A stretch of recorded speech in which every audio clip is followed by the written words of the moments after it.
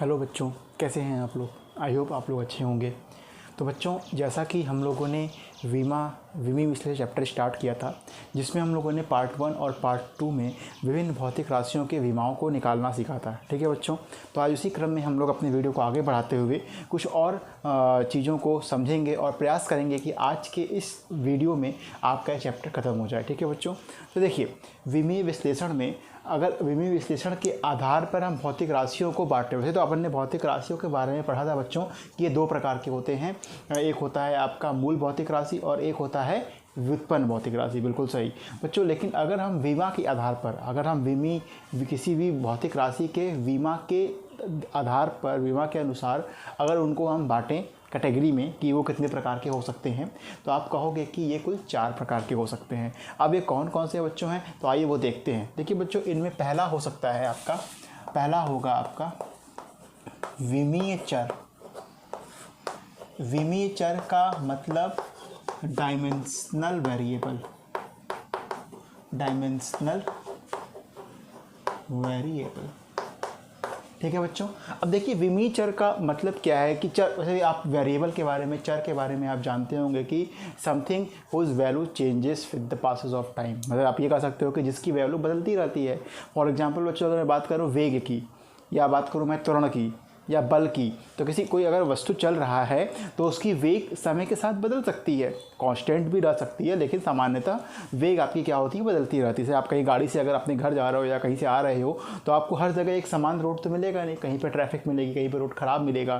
तो जहाँ पर ट्रैफिक या रोड ख़राब मिलेगा वहाँ पर तो आपने स्पीड को कम कर लोगे ना, कि बढ़ा लोगे, और मतलब बदलोगे, एग्जैक्टली बदलोगे। तो मतलब ये लोग क्या हो गए, जैसे वेग हो गया, त्वरण हो गया, बल हो गया, कार्य हो गया, ये सारे क्या है, किसके एग्जाम्पल है बच्चों, विमीय चर के, क्योंकि इनकी विमा होती है ना। जैसे आप वेग की बात करो तो वेग की विमा आपने पढ़ाई है, LT-1 होती है। अब वेग की विमा तो होती है और साथ ही साथ ये वेरिएबल्स भी होते हैं, ये इनका मान बदलता रहता है। तो ये एक प्रकार हो सकता है भौतिक राशि का, जिसे हम बोलते हैं विमीय चर, डायमेंशनल वेरिएबल।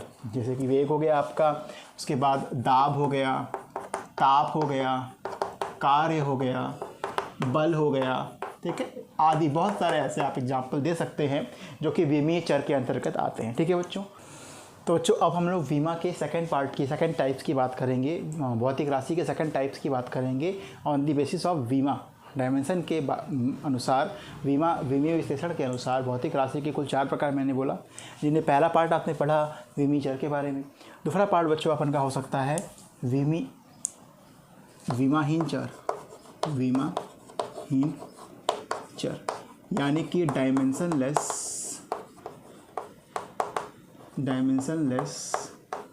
वेरिएबल। अब ये क्या होता है सर? तो ये बच्चों, ये वे भौतिक राशियाँ इनके अंतर्गत आ सकती हैं जो तो वेरिएबल्स तो, जिनका मान तो बदले परंतु जिनका डायमेंशन ना हो। फॉर एग्जांपल आप ले सकते हो एंगल को।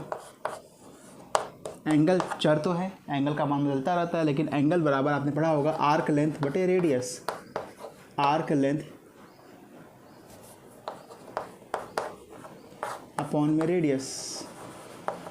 अब बच्चों, आर्क लेंथ एक तरह की लंबाई है, लंबाई का विमा L, रेडियस की विमा L, तो कुल विमा क्या आ गया, h⁻0 आ गया। तो क्या L कट जाएगा, यानी इसका विमा क्या है, शून्य है। इसका विमा है ही नहीं, शून्य नहीं, इसका विमा है ही नहीं, ये विमाहीन राशि है। लेकिन ये चर भी तो है, यानी कि ये विमाहीन चर हो गया। इसके अलावा हो सकता है विकृति। विकृति का बीमा आपको मैंने बताया था, या नहीं बताया हो तो आप देख लो। विकृति का बीमा विकृति कई तरह के होते हैं। एक होता है आपका लंबाई में विकृति, आयतन में विकृति, या फिर आपका क्षेत्रफल में विकृति। कई तरह के विकृति हो सकते हैं। कौन सी विकृति की आप बात कर रहे हो? फिलहाल मैं लंबाई की विकृति की बात कर रहा हूँ बच्चों। तो लंबाई में जो विकृति होती है, वो लंबाई में वृद्धि कितनी हुई है बटे वास्तविक कितनी लंबाई थी, वास्तविक लंबाई, इन दोनों के अनुपात के बराबर होता है। अब बच्चों, लंबाई में जो वृद्धि होगी वो एक तरह की लंबाई होगी, और लंबाई का बीमा L। लंबाई जो वास्तविक होगा वो भी एक तरह की लंबाई होगी, उसका बीमा L। तो अगेन बीमा आपस में बराबर है, कट गए, तो कुल बीमा का मान यहाँ पर कुछ नहीं मिला। यानी कि ये भी एक तरह की भौतिक राशि है। विकृति एक तरह की चर होती है, बदलती है, लेकिन इसका कोई बीमा नहीं होता है। बच्चों, ये एक्चुअली आप आगे बढ़ोगे प्रत्यास्था चैप्टर में, जब मैं पढ़ाऊँगा आप लोग को इलास्टिसिटी पढ़ाऊँगा, तो वहाँ बहुत सारे तरह की चीज़ों को मैं पढ़ाऊँगा, जिनमें एक विकृति वर्ड होगा, विकृति टॉपिक होगा, जिसमें कि बताया जाता है कि जब किसी वस्तु पर बल लगाया जाता है तो बल लगाने से वस्तु की लंबाई में बढ़ोतरी होती है। जैसे आप सोचो, अगर आपने एक रेशम का टुकड़ा लिया तो खींचना स्टार्ट किया तो क्या होगा, उसकी लंबाई बढ़ेगी। तो जो आपने बल लगाया वो तो स्ट्रेस हो गया, वो बताऊंगा मैं आगे आपको, ठीक है, स्ट्रेस स्ट्रेन के बारे में। तो स्ट्रेन विकृति कहलाता है। तो जो आपने बल लगाया उससे उसकी लंबाई में जो वृद्धि आई, सपोज दैट लंबाई वृद्धि छोटा वाला एल है और उसकी वास्तविक लंबाई मान लीजिए बड़ा वाला एल था जो पहले लंबाई थी, तो दोनों का अनुपात क्या कहलाएगा बच्चों, विकृति कहलाएगा, लंबाई में विकृति कहलाएगा। अब चूँकि दोनों लंबाई ही है, दोनों लंबाई के अनुपात है, तो उनका विमा क्या होगा बच्चों, कुछ नहीं होगा। यानी कि ऐसे भौतिक राशि जो कि चर तो हों लेकिन उनका विमा ना हो, उन्हें क्या बोलेंगे बच्चों, हम लोग विमाहीन भौतिक राशि या विमाहीन चर बोलेंगे, ठीक है बच्चों। अब थर्ड आते हैं, बात करते हैं बच्चों हम लोग विमीय अचर के बारे में। यानी कि वह भौतिक राशियाँ जो अचर होती हैं, कांस्टेंट होती हैं, नियत होती हैं, जिनका मान बदलता नहीं है समय के साथ, परिस्थितियों के साथ, परंतु जिनके पास विमा भी होता है, उन्हें क्या बोलते हैं बच्चों, अपन विमीय अचर। यानी कि वह अचर, वह सारे भौतिक राशि जो अचर हों, जिनका मान बदले, परंतु जिसके पास बीमा भी हो, उसे क्या बोलेंगे, विमीय अचर बोलेंगे, ठीक है। यानी इन्हें हम क्या बोलेंगे अंग्रेजी में, डायमेंशनल कांस्टेंट, ठीक है बच्चों। इसकी एग्जांपल आपने पढ़े भी हैं आई थिंक, विमा होता है और अचर होता है। जैसे आपने पढ़ा होगा सार्वत्रिक गुरुत्वाकर्षण नियतांक कैपिटल जी, सार्वत्रिक गुरुत्वाकर्षण नियतांक कैपिटल जी जो होता है बच्चों, इसका बीमा तो होता ही है। इसका बीमा किसी को याद है, कोई बता सकता है? अगर आपको बीमा आता, याद नहीं है लेकिन निकालने आता है बच्चों, तो वीडियो को यहीं रोक करके आप एक बार इसकी बीमा खुद से निकाल के प्रयास करिए कि आपको आ रहा है कि नहीं आ रहा है, ठीक है। वैसे मैं यहाँ पे इसकी बीमा निकाल देता हूँ। जी बराबर जो होता है F/r² बटे में M1 M2। अगर आपको ये समझ में नहीं आया कि जी बराबर एक कहाँ से आया, तो मेरे आप प्रीवियस 2 वीडियो हैं उनको देखिएगा, वहाँ मैंने इसकी बीमा निकलवा रखी है। तो बच्चों F की बीमा है ml/t-2, R की बीमा L, R एक तरह की लंबाई है, दूरी है दोनों मासों के बीच का, द्रव्यमानों के बीच का, स्क्वायर हो गया, और M उनका द्रव्यमान, M मास है, तो मास का बीमा क्या होता है, M होता है। तो M 2 बार चुकी है तो 2 बार मैंने M लिख दिया, एक M से एक M चला गया। फाइनली बच्चों क्या बचा इसका बीमा, M-1 L, एक है यहाँ पे 2, 3 हो गया, T-2।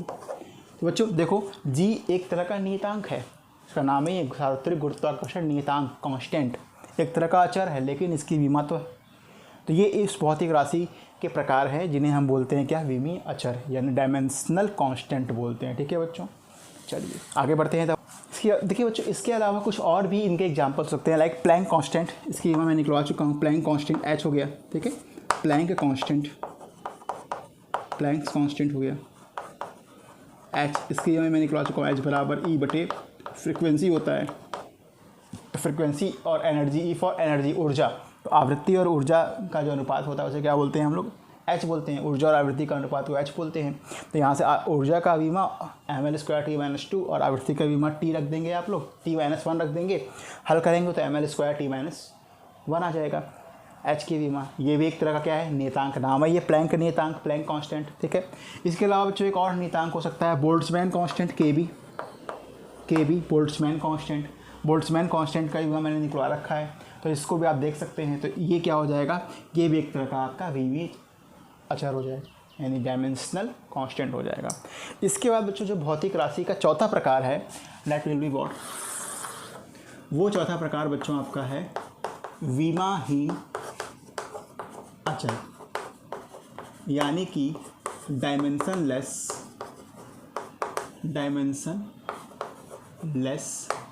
कांस्टेंट। यानी बच्चों अब ये भौतिक राशि, वह भौतिक राशि इसके अंतर्गत आएगी जो कि कांस्टेंट हो, अचर हो और विमा भी ना हो। फॉर एग्जांपल और काउंटिंग नंबर्स, जितने भी काउंटिंग नंबर्स हैं, जितने भी आपके इंटीजर्स हैं, लाइक 1 2 3 4, ये एक तरह के नंबर हैं, इनकी वैल्यू फिक्स होती है। 1 का वैल्यू 1 ही होगा, 2 तो नहीं हो सकता उसकी वैल्यू, और इसका डायमेंशन भी नहीं होता, इसका विमा भी नहीं होता है। तो ये आपके इसके अंतर्गत आ जाएंगे बच्चों, विमाहीन अचर आ जाएंगे। इतने प्रोपोर्शनलिटी कांस्टेंट होते हैं, लेकिन सारे प्रोपोर्शनलिटी कांस्टेंट इसके अंतर्गत नहीं आ सकते, कुछ एक बच भी सकते हैं इससे, तो सारों को तो मैं नहीं ले सकता हूँ, ठीक है। तो ये हो गया बच्चों क्या एग्जाम्पल हो गए आपके विमाहीन अचर के एग्जाम्पल्स, ठीक है। अब बच्चों हम लोग स्टार्ट करेंगे आगे विमीय विश्लेषण के कुछ अनुप्रयोग, एप्लीकेशन ऑफ डायमेंशनल एनालिसिस। तो बच्चों इस पार्ट में हम लोग सीखेंगे कुल 3 एप्लीकेशंस डायमेंशनल एनालिसिस के, जिनमें बच्चों पहला एप्लीकेशन क्या होगा, इसमें हम लोग क्या करेंगे, किसी फिजिकल क्वांटिटी, किसी भौतिक राशि के मात्रक की पद्धति को चेंज करना सीखेंगे। मतलब how we can convert the system of units of a physical quantity from one system of units to another system of units. मतलब how we can convert the unit of a system physical quantity, हम कैसे एक physical quantity के भौतिक राशि के मात्रक को एक पद्धति से दूसरी पद्धति में चेंज करेंगे, वो हम लोग यहाँ पर सीखेंगे। फॉर एग्जाम्पल जैसे अपन को अगर मान लीजिए चेंज करना हो न्यूटन को डाइन में, आपने पढ़ा होगा, जानते होंगे न्यूटन फोर्स का मात्रक होता है जो कि होता है आपका MKS पद्धति में, जहाँ M for metre, K for kilogram, S for second बताया था मैंने बच्चों। तो इसको अपन को चेंज करना है डाइन में। Dyne is the unit of force, ठीक है। डाइन बल का मात्रक है CGS में, यहाँ C for centimetre, G for gram, S for second में करना है। तो नॉर्मली तो अपन कर लेंगे डायरेक्ट इसको, लेकिन हम विमीय विधि से, डायमेंशनल मेथड से कैसे इसको अपन कन्वर्ट करेंगे वो अपन सीखेंगे यहाँ पर, ठीक है। चलिए आगे बढ़ते हैं बच्चों, पढ़ेंगे विधि विश्लेषण का मात्रक की पद्धति का बदलना, यानी कि हम कैसे किसी भौतिक राशि जो कि आपका किसी पद्धति में लिखा हुआ है उसका मात्रक, उसको कैसे हम दूसरे पद्धति में चेंज करेंगे विमीय विधि से, ठीक है बच्चों। इसके पहले बच्चों मैं कुछ चीज़ें आपको बताना चाहूँगा। देखिएगा, अगर बच्चों किसी भौतिक राशि को, जिसको हम अंग्रेजी में फिजिकल क्वांटिटी बोलते हैं, Q से लिखें, तो आप जानते हो कि एक भौतिक राशि 2 लोगों से मिलकर बनता है मुख्यतः, ठीक है। एक होता है उसका आंकिक मान और एक होता है मात्रक, यानी एक भौतिक राशि 2 लोगों से मिलकर बनता है, N और U से। N फॉर आंकिक मान, न्यूमेरिकल वैल्यू, U फॉर मात्रक, यूनिट। अब ये कैसे हुआ सर?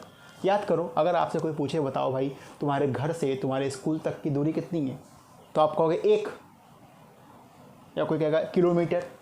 तो जो जिससे कहोगे 1, वो पूछेगा व्हाट इज़ 1, 1 किलोमीटर या 1 मिलीमीटर या 1 मीटर या 1 सेंटीमीटर या 1 समथिंग डिफरेंट। तो बच्चों आपको बताना पड़ेगा कि हमारे घर से स्कूल तक की मेरी दूरी 1 किलोमीटर है।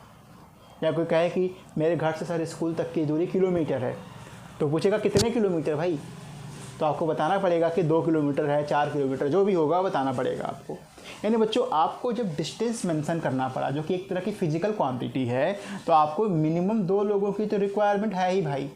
एक कितनी दूरी है और एक मात्रक क्या है उसका, है ना। तो आपको बताना पड़ेगा कि आंकिक मान क्या है और मात्रक क्या है। यानी एक भौतिक राशि बच्चों 2 लोगों से मिलकर बनता है, आंकिक मान और मात्रक से। अब बच्चों एक बात बताओ मुझे, अगर मैं आपसे कहूँ कि आपके घर से स्कूल तक की दूरी 1 किलोमीटर है, आपको नहीं सर मेरे घर से स्कूल तक की दूरी 1000 मीटर है, बच्चों बात तो एक ही है दोनों, है ना। क्या मात्रक को चेंज करने पर जो आपके घर से स्कूल तक की दूरी थी 1 किलोमीटर वो बदल गई? नहीं ना बदली। यानी बच्चों जब भी किसी फिजिकल क्वांटिटी का मात्रक बदला जाता है तो उसका आंकिक मान बदल जाता है या बदल सकता है, परंतु वो भौतिक राशि नहीं बदलता है। लंबाई अगर आपके घर से स्कूल तक की 1 किलोमीटर है तो अभी भी वो 1 किलोमीटर ही है, भले उसको मैंने 1000 मीटर क्यों नहीं लिख दिया। यानी बच्चों ये अभी भी Q के L के बराबर है। तो अगर देखा जाए बच्चों तो बदला क्या, बदला बस मात्रक बदला और आंकिक मान बदला। तो आंकिक मान लो जो पहले था उसको मैं N1 मान लेता हूँ, N फॉर आंकिक मान, न्यूमेरिकल वैल्यू 1 मान रहा हूँ, ताकि वो मालूम चले कि हाँ पहले वाला जो था, पहले जो दिया था, गिवन था, तो 1 किलोमीटर था पहले, तो उसको N1 मान लिया। मात्रक क्या था, U फॉर मात्रक, तो U1 उसको मान लिया। अब जिसमें बदला मान लेता हूँ वो N2 है और U2 है। यानी बच्चों अपन को एक चीज़ मिला, Q बराबर N1 U1 बराबर N2 U2। इसका मतलब समझो बच्चों, इसका मतलब बस ये है कि पद्धति को बदलने पर मात्रक की आंकिक मान और मात्रक का मान बदल तो जाता है, परंतु वो अभी भी बराबर होता है किसके, उसी भौतिक राशि के जिसका वह आंकिक मान और मात्रक होता है। समझ गए। अब देखो बच्चों, हमें क्वेश्चन कैसे पूछेगा, क्वेश्चन पूछेगा भैया एक भौतिक राशि है जिसका मान इतना है 1 किलोमीटर, इसको इस पद्धति में बदलो विमीय विधि से। तो पद्धति में जब बदलोगे, सपोज दैट किलोमीटर को आप मीटर में चेंज करोगे तो ये तो बदलेगा ना भैया। ये तो मालूम है कि किलोमीटर को आपको मीटर में चेंज करना है, लेकिन ये तो नहीं पता ना कितना आएगा, आंकिक मान कितना आएगा। N2 तो पता नहीं आपको, यानी N2 आपको निकालना है।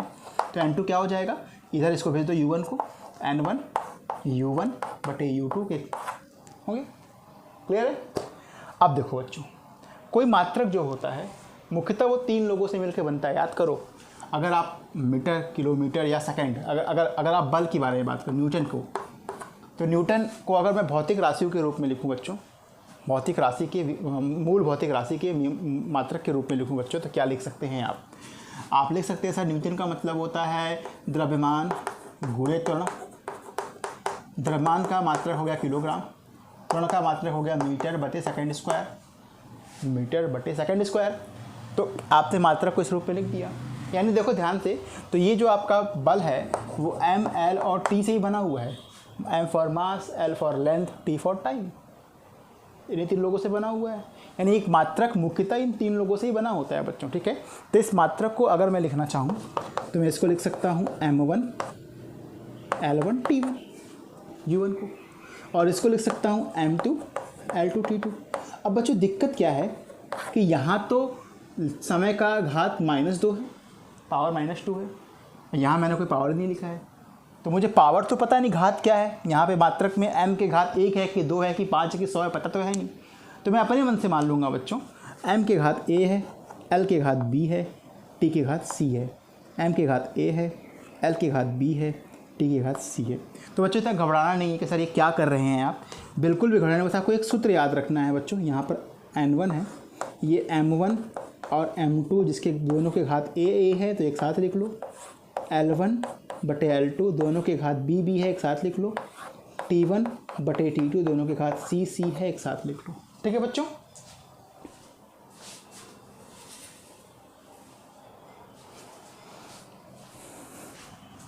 तो बच्चों आपका ये फॉर्मूला निकल के आ गया। इसी फॉर्मूले को बच्चों आपको याद रखना है बिल्कुल। अगर आपको इसमें थोड़ा कम समझ में आ रहा है, वीडियो के एक बार दोबारा रिपीट करना, समझ में आ जाएगा।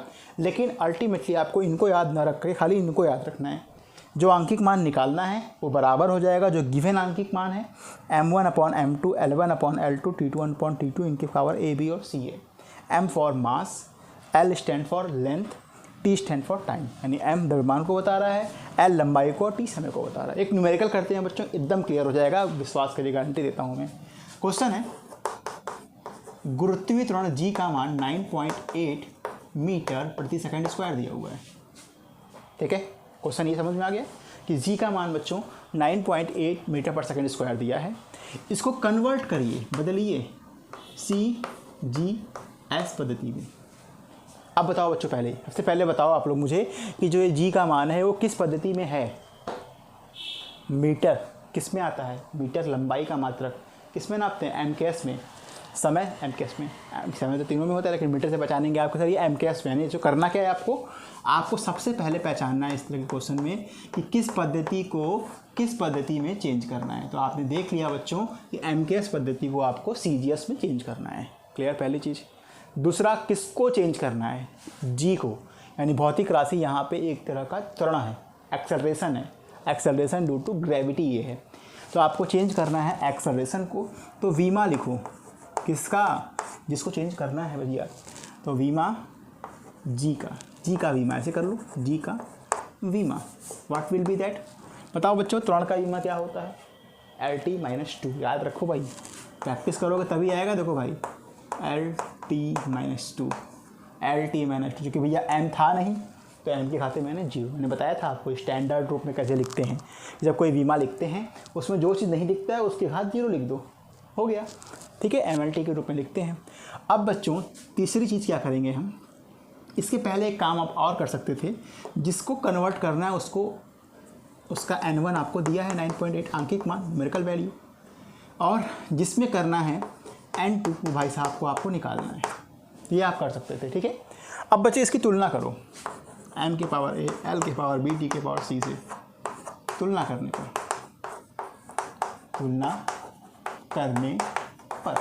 ठीक है, तो बच्चों तुलना करोगे आप तो आप देखोगे m के पावर यहाँ पर a है, यहाँ पर 0 है, यानी a की बराबर 0 हो गया।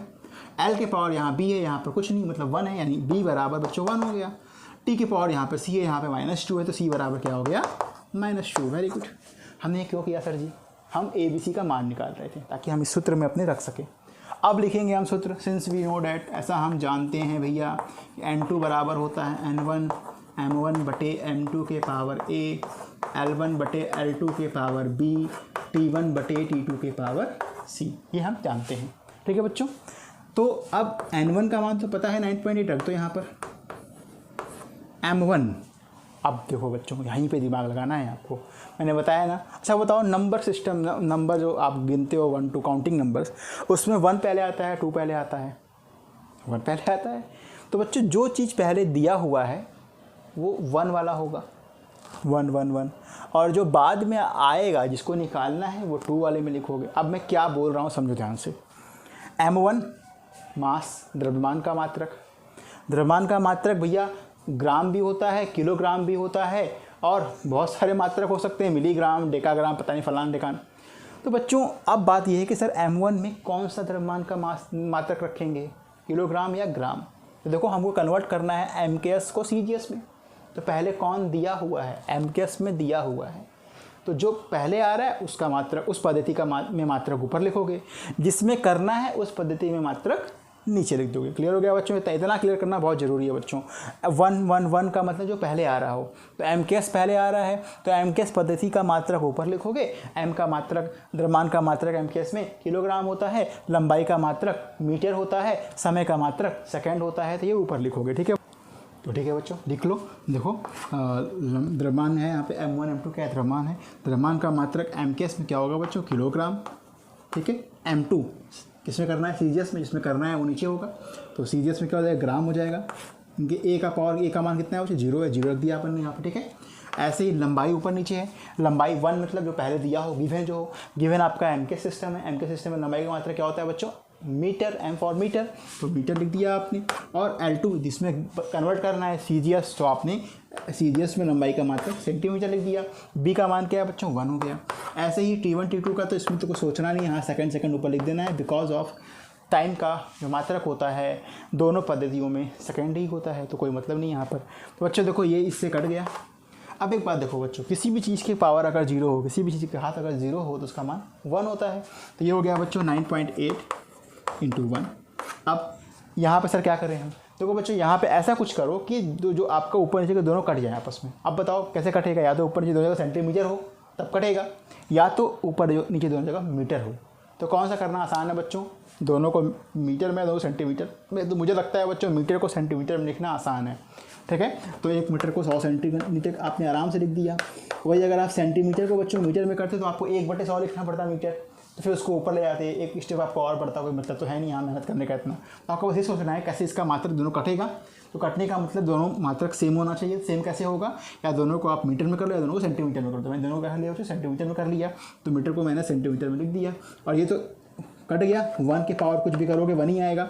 तो अल्टीमेटली तो क्या हो गया? 9.8 × 100, ये कट गया आपस में, तो 100 आ गया आपका, तो 980 आ गया। ठीक है बच्चों, तो इसको देखिए बच्चों मैंने यहाँ पर लिखा है n2 का मान आपका 980 आ गया। n2 का मान 980 आ गया, तो g का मान क्या हो जाएगा बच्चों? g का मान आपका हो जाएगा जो कि 9.8 मीटर पर सेकंड स्क्वायर था, वो क्या हो जाएगा? 980 n2 आ गया आपका। अब मात्रक m का CGS में सेंटीमीटर, s का ऐसी होता है सेकंड स्क्वायर। तो बच्चों आपका g का मान आ गया 980 सेंटीमीटर स्क्वायर। ठीक है बच्चों, अब कुछ होमवर्क्स हैं आपके जो आप लोग करिएगा। ठीक है, और अगर आपको नहीं आता है तो हमसे पूछिएगा कमेंट बॉक्स में। ठीक है, होमवर्क क्या है बच्चों? देखिए पहला होमवर्क आपका है कन्वर्ट 1 न्यूटन इनटू डाइन। मैं आपको बता दूं बच्चों कि न्यूटन बल का मात्रक है MKS में। ठीक है, और डाइन भी बल का मात्रक है CGS में। तो आपको यानी कि MKS को CGS में चेंज करना है। 1 न्यूटन में 1 क्या है? N1 का मान दिया है, कितने डाइन आएगा यानी N2 आपको निकालना है। ठीक है बच्चों, तो ये आपका एक होमवर्क हो गया। एक और होमवर्क बच्चों नोट कर लीजिए, second question, convert 1 joule into अर्ग। यानी जूल को अर्ग में बदलिए बच्चों। जूल कार्य का मात्रक है वर्ग का MKS में, और अर्ग कार्य का मात्रक है बच्चों वर्ग का CGS में। यानी बच्चों अगेन आपको यहाँ पर MKS को CGS में बदलना है। ठीक है, जहाँ पे आपका कार्य है, कार्य का आपको यहाँ पता ही होगा ml² T - 2 होता है, ये मैंने करा चुका है। N1 का मान 1 है, कितने आएगी, कितने अर्ग होंगे 1 जूल में, यानी N2 का मान आपको निकालना है। ठीक है बच्चों, तो हो गया आपका आज का होमवर्क। आज का क्लास मैं यहीं ख़त्म करता हूँ बच्चों, अन्यथा वीडियो बहुत लंबा हो जाएगा। अगर मैं बाकी 2 एप्लीकेशंस भी पढ़ाऊँगा, मैं उनको अलग से वीडियो में लेकर के आऊँगा, उनका अलग सेपरेट वीडियो बनाऊँगा। ठीक है बच्चों, तो उम्मीद करता हूँ आज की क्लास आपको समझ में आई होगी। अगर किसी भी तरह की कोई भी दिक्कत होती है वॉइस रिलेटेड, आवाज़ संबंधित की आवाज़ बहुत तेज़ हो रहा है या समझ में नहीं आ रहा है या बहुत धीमा हो रहा है या कोई और तरह का इम्प्रूवमेंट बच्चों अगर आप चाहते हैं हमारे वीडियो में और आप चाहते हैं कि मैं ऐसे हमेशा लगातार आपके लिए फ्री में वीडियो लाते रहूँ, तो आप मेरे चैनल को सब्सक्राइब कर सकते हैं। और जो दोस्त हैं आपके जिनको ज़रूरत है वास्तविकता में, जो कहीं भी कोई कोचिंग अफोर्ड नहीं कर सकते हैं, वो इस वीडियो को देख सकते हैं। बिकॉज मैं प्रयास करूँगा कि आपको सब कुछ पढ़ाया जाए 11th और 12th का, जो कि आपको कहीं कोचिंग वाले पढ़ाते हैं। ठीक है, अच्छा खासा पैसा लेके आपसे, तो और वो भी फ्री में एकदम। ठीक है बच्चों, तो कोई इसका कोई चार्ज नहीं होता, आप जानते ही हैं, अंडरस्टूड होंगे आप।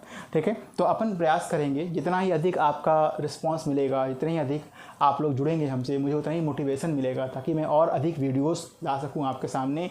अभी तो दिन भर में या कभी कभी 2-3 दिन में एक वीडियो आ रहे हैं। अगर मुझे ज़्यादा मोटिवेशन मिलता है, ज़्यादा मुझे लगता है कि नहीं बच्चों को ज़रूरत है मेरे वीडियो की, उन्हें समझ में आ रही है मेरी वीडियोस, तो मैं आगे और ज़्यादा वीडियो बनाऊंगा और ज़्यादा लेक्चर्स इस अपने चैनल पर डालूंगा ताकि आप तक फ्री में एक क्वालिटी मटेरियल, एक सही जानकारी आप तक पहुंच सके, जिससे आप अपने 11th और 12th बोर्ड एग्ज़ाम्स को काफ़ी अच्छे से क्रैक कर सको। ठीक है बच्चों, तो धन्यवाद, जल्द मिलते हैं।